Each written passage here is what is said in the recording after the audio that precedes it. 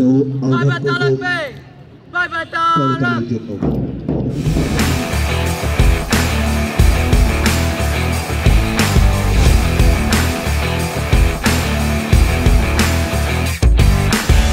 আসসালামু আলাইকুম, আমি তানভীর হোসেন আশরাফি।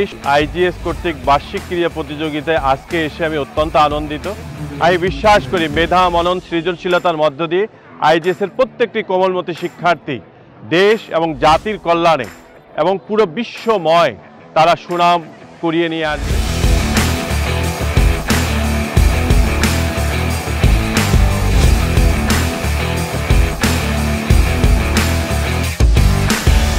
আমি ইমতিয়াজ আহমদ ইমতি, আহ্বায়ক বৈষম্যবিরোধী ছাত্র আন্দোলন রংপুর মহানগর এবং প্রাক্তন শিক্ষার্থী International Grammar School and College আইজিএস।